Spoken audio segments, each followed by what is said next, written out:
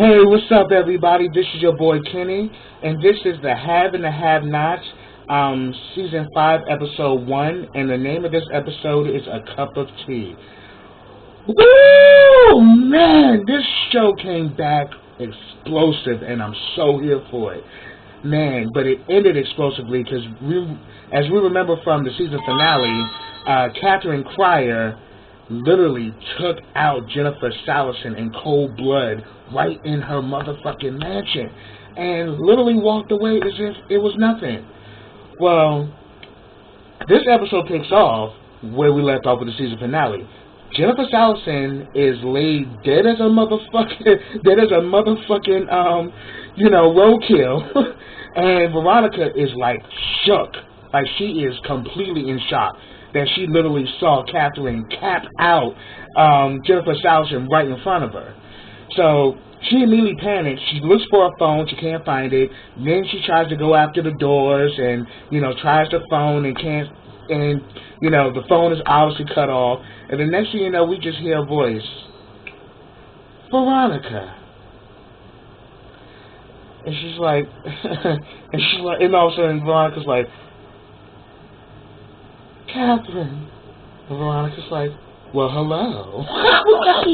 Veronica, it's so crazy because it's so scary because Catherine is so chill. She's so calm. And after what happened at the season finale, she is carrying on as if nothing happened. And it's crazy. Next thing you know,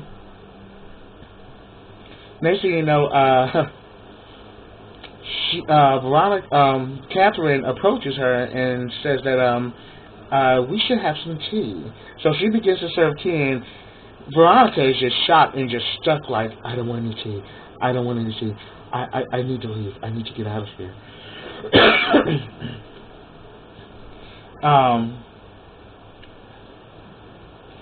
And then she's like, well, I need to get to a phone. I need to call somebody. And Catherine was like, you mean this phone here? Oh, I guess it's because it's dead and unplugged. So, Catherine gives no fucks about Veronica right now. And Veronica is just panicking, saying she doesn't want any tea, she doesn't want anything, she just needs to get out of there. She needs to, She needs to get to her car because she needs to make a phone call because she needs to call the cops, or better yet, she says, I know people who can get this taken care of. I can get someone to clean this up and everything, and we can get rid of Jennifer's body and no one will never know that she was here. We can clean up the scene. And she's like, oh, you would do that, huh? And Catherine was like, so what makes you think that I trust you right now? What makes you think that you will really do this for me? She's like, well, what do you have other choice? I'm your lawyer. And she pretty much says that, yeah, it's funny that you mention that. You are my lawyer. But then it gets to the point where she just starts going in on her ass and was like, why are you still standing there? Wow. I've never seen you this way, Veronica. The devil is afraid. And then she goes in to tell her that, but she's saying that, look, I'm your lawyer. Everything you tell me will be confidential. I will never tell anybody about this. No one will ever know about this. And she was saying that,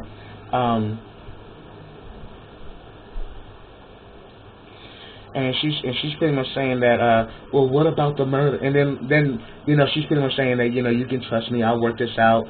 But she's like, but at first when she mentions about Jennifer Salison's like, well, what about the murder? And then Catherine's like, what murder?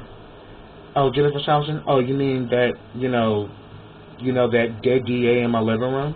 Yeah, she's dead. What's left of her anyway. But I don't know anything about being a murder.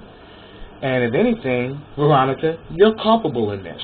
She's like, well, when you put that man into that jail to rape my son, you set up a train of events which led him down to the path where he is now. So that DA, that death is on your hands as well. So fuck with me if you want to. So I'm like, damn, Catherine. because she really spent that shit. And then she pretty much said that, and then she began to really read Veronica for filth, like, about, she's like, well, yeah, and then, like, she's like, well, let me handle this as your attorney. Let me handle this. Let me take care of this for you.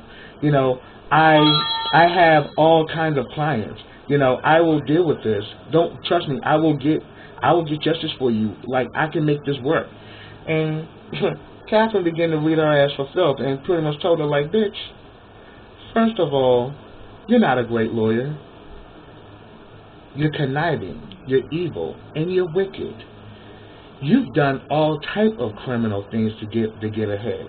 And that's how you won all your cases. You've tampered with evidence. You trumped charges. You've done all kind of shit to move up the ladder. You know, you lie, you will cheat, you will steal, you will do anything to win. You're pretty much like the most grimiest motherfucker alive. And then she's like, and then all of a sudden you saw, Veronica getting her feelings like, all right, Catherine. I'm like, so Catherine gave no fucks about Veronica at this point.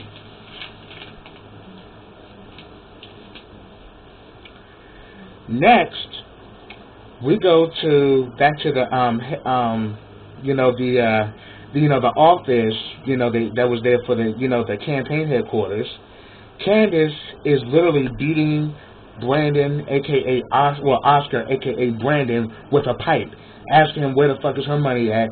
He's pretty much saying, I don't have the money. She's like beating his ass, and he finally confesses that his real name is Brandon Wallace. And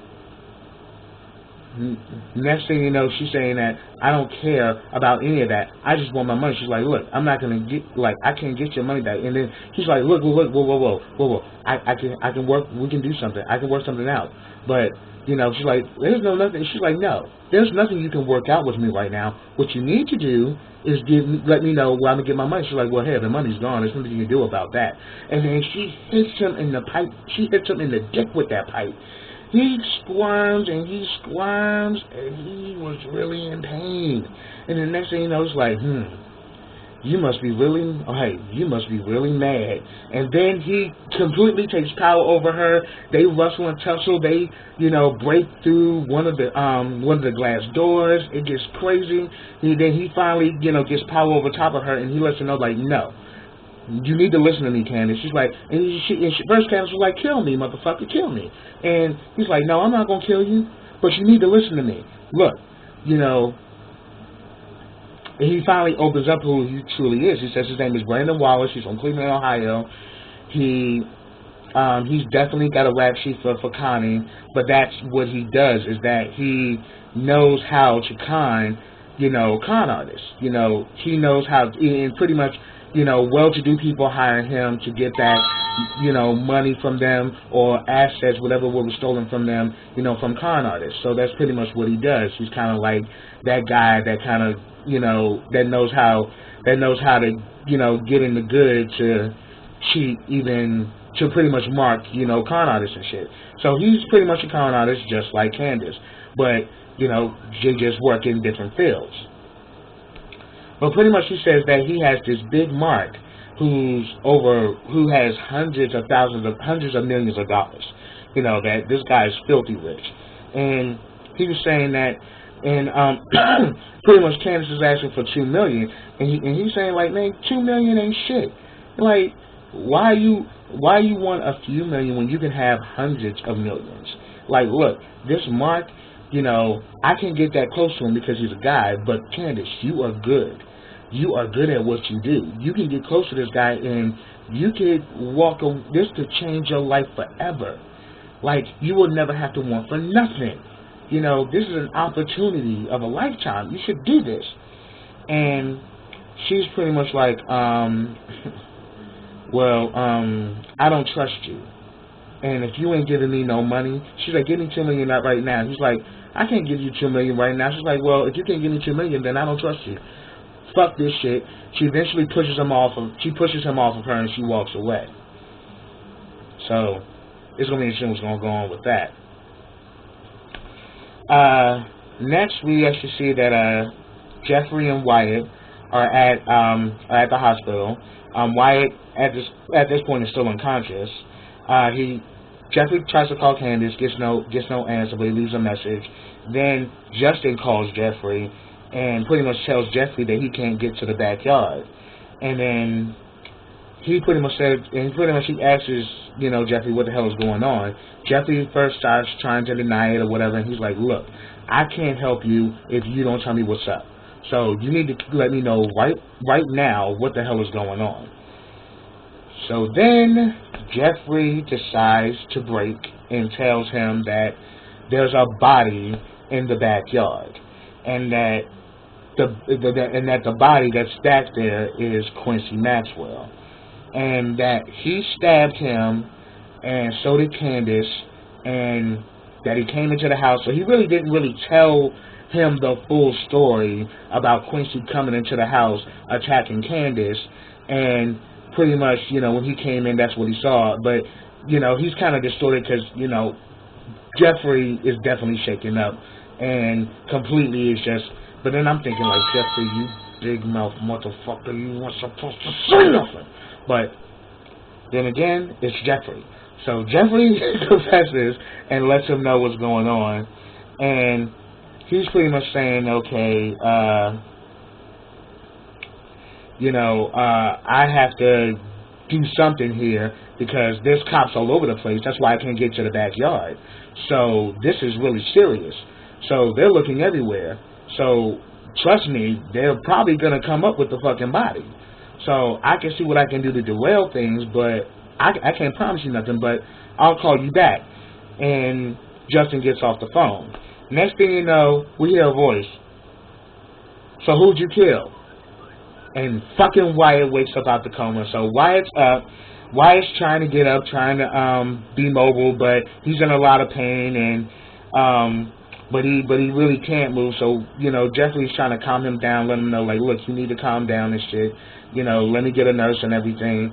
And he's saying like, where the hell am I? He's like, you're in the hospital. And he explains to him that, look, you OD'd. And he's like, oh, I did. Huh. Well, better luck next time. I'm like, you crazy son of a bitch. Like, that motherfucking Wyatt is just a good old get high motherfucker. Like, straight up. And he's like, Wyatt's like, no man, I'm just playing, I'm joking. He's like, no, that's the problem. You're not joking.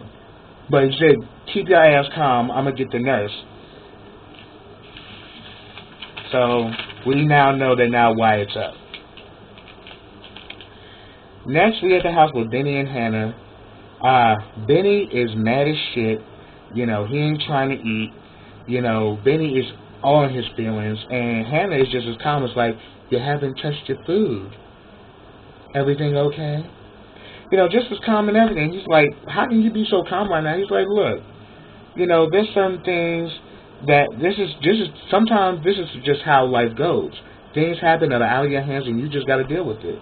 The problem with your sister is that she doesn't know that, and she's always trying to, con her way out of things, and she always just makes things worse for herself and for everybody involved. Next thing you know, there's a knock at the door. So Hannah's thinking that because they had to be out by 5 p.m. tomorrow because now that they don't have the $2 million, the bank is going to foreclose on all of their assets, meaning the tow yard as well as the houses. They opened the door because at first Hannah thought it was like the police and everybody coming to vacate them from the premises, but it turns out it was Candace. They go in there. Candace and Hannah go back and forth. She pretty much saying that, look, Benny, I'm going to make this right. I'm going to turn myself in, and maybe that will just buy more time for you guys. Maybe he won't take the tow yard in the house, so I'm going to do what I got to do. And Hannah at first was like, oh, so what you going to do? You going to sleep with the man? You going to try to con him to keep us here? And she's like, yeah, and if that doesn't work, I can find me another picker in the con. How about that? It's just Hannah, how Hannah and Candace always have this back and forth. It's like vinegar and oil. And At first, Benny is like, you know what, going off on Candace, like, no, shut your mouth, you're always lying, you're always doing something, I'm not falling for this shit no more. So at first he's kind of like Team Hannah and was against Candace. Then towards the end of the conversation, he begins to fall more for Candace, stuff like, no, you're not going to jail, I'm not letting you go to jail. And then Hannah's like, well, how's she gonna learn, Benny? How's she gonna learn? What about, what's going on with Quincy? And then next thing you know, everything turns around like, oh shit, Mama know about damn Quincy. She's like, oh yeah, that lady across the street know that Quincy was at your house, and she said she saw him go in there and that he never came out. You want to tell me what the hell's going on? And she's like, I'm not going to discuss that with you. She's like, you know what? You keep it up. Just keep on. Like, you really think your chickens ain't going to come home to roost, but yeah, shit's about to hit the fan with your ass. And then, Benny's like, no, I'm not going to let my sister go to jail. And she's like, look, I will turn myself in before I let you go to jail or anything. So, no, I'm going to do it. She's like, no, you're not going to jail. You're not going to go to jail, Candace. And I'm like, oh, shit. She done got your ass to jail. And then she's like, look, I'm going to make this right. So I'm going to go home. I got about $20,000 in the bank. I even got some, things I can sell and pawn off. And once I get my handle on that, I'll know my next move. So, don't worry, everything's gonna be okay. But she's like, I'm gonna turn myself in. I'm gonna do what I gotta do. She's like, no, she's not. And Hannah's like, no, she ain't. She ain't gonna turn herself in. She lying, Benny. The problem with you can't tell when she lying to your ass.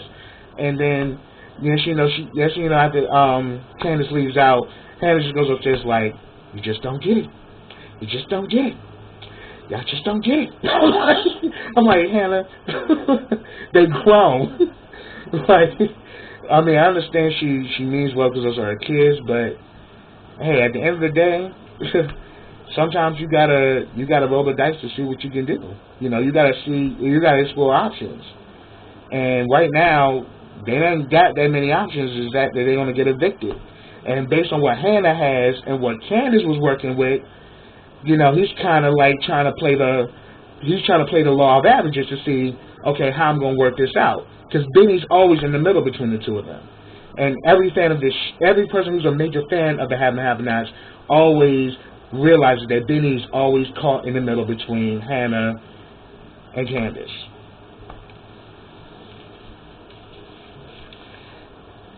Next, we actually see that David Harrington is actually talking to this guy named Charles. And Charles is this guy who's running for president. And you can definitely tell that they've known each other for quite some time. They pretty much go back and forth, catching up. He pretty much lets him know he's starting to hear about his wife, because Charles is running for president. And he's saying that, I kind of got to keep my distance from you because, with all the craziness I got going on in my life, I don't want it to taint what you're trying to do. And he's saying that, look, he's about to be the next president of the United States. But he said that he's here in town on a campaign trail. So that's why he's there. And then they pretty much eventually part ways. But then also Charles also lets David know that he started to hear about his divorce or whatever. So you can definitely tell that Charles and David go way back. Next thing you know, we see David go to the bar, and who is he at the bar with other than with Erica? I think after they went to the diner, they decided to have drinks at the hotel at the Sarandon. They both are going back and forth. They're talking. She asks, "Oh, is that Sam? Whatchamacallit? Isn't he running for president?" And I forgot his last name. Sam Kensington or something. She's like, "Isn't he running for president?" He's like, "Well, yes, he is." And here she goes, I'm like, "Oh shit! Here go Erica looking for another damn mark." But they just talking because his phone is ringing off the hook, and one of the people that calls him is Jim from jail. Jim is like, "Look, You're supposed to help me get out of jail. What the hell happened? David pretty much tells him that, look, you need to apologize to the judge because he felt the way that you handled yourself was pretty much out of line in court, and he says that if you want to get out, all he wants is an apology from you, and he can let you out. He's like, man, I ain't apologizing to that son of a bitch. He's like, you want to stay in prison? Well, I guess right now, you need to do what you got to do to get the hell out. So you need to go apologize to him and make this right. And he's like, okay, fine. And then he also, while in the conversation, Jim tells David that he wants Warwick Lewis to be released. Warwick Lewis, aka War. He's like, he tells him that he's an ally and he needs to get him out of jail because he's taking care of something for him. So don't ask him any questions. Just get his ass out.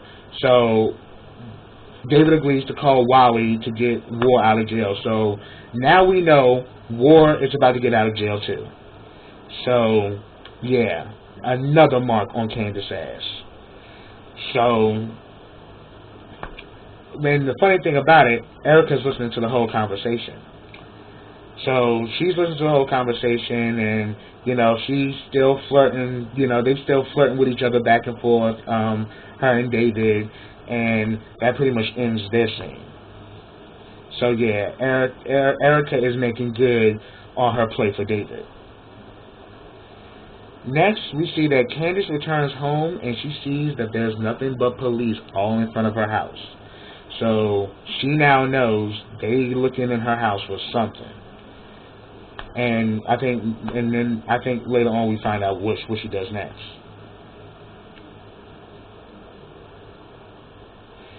Next, we actually go to the ending of this episode, and we go right back to Catherine and Veronica. Catherine, at first, Veronica said she wanted to go to her car and, get her phone so she can call some people to come in and get rid of the body and clean up the scene. And Catherine's like, yeah, okay, but after I finish my tea. You sure you don't want any tea? So Catherine is literally sipping tea, and she's like, well, Catherine, you've been sipping tea for quite some time. I need to get home. I have a dinner party, Like, still doing all this, high society shit, still being very bougie and still being full of herself, even though you're in a position where you no longer have any power. You can't get out the fucking house. You can't call nobody. It's just you and Catherine in that damn house. And there's a dead body in the fucking living room. And you still want to be fucking bougie. Really, Veronica? Really? But she pretty much, they pretty much go back and forth or whatever. And next thing you know, she really starts getting to the business. Like, why did you do that to my son? And then she asks, what about the man who did it? Who was he? It's like, how did all of this happen? So she pretty much tells him that, the guy was murdered in his cell. I'm like, yeah, we know he's murdered by his cell because Jim had him murdered in his cell. So, yeah, we know that the guy who raped Wyatt is dead. And his name, I think, was Milton Walters. And she said, so what was he in jail for? Murder. It's like, what about rape? And she said, yes, he was also in jail for murder as well as rape. So she's like, so what made you think nothing was going to happen when you put that guy in the cell with my son?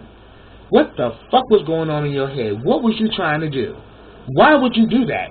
You knew what my son went through when he was molested as a child, and yet you would do this to him? Like, really, bitch?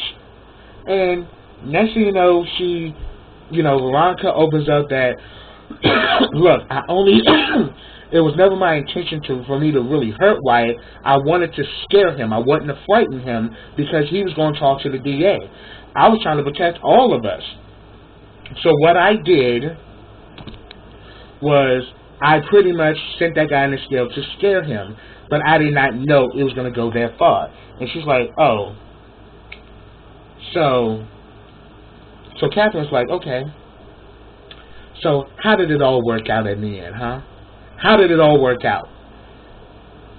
And she's like, it didn't work out good. She's like, huh. So she's like, I'm gonna let you know something, Veronica.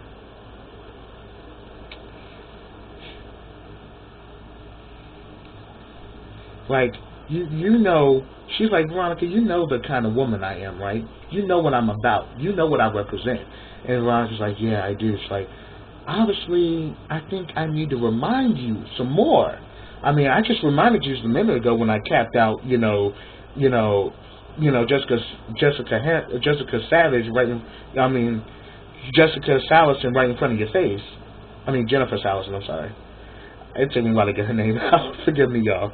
But yeah. She's like, oh, yeah, you saw that, yeah, I don't play. And you already know this. And yet you will still try to come for me. You will still do some foul-ass shit and think that I'm not going to fucking blink. It's like, okay, you really don't think I know about you, do you, Veronica? How long have I known you? She's like, well, you've known me for quite some time. I'm like, oh, no, sweetie, I know you longer than you think.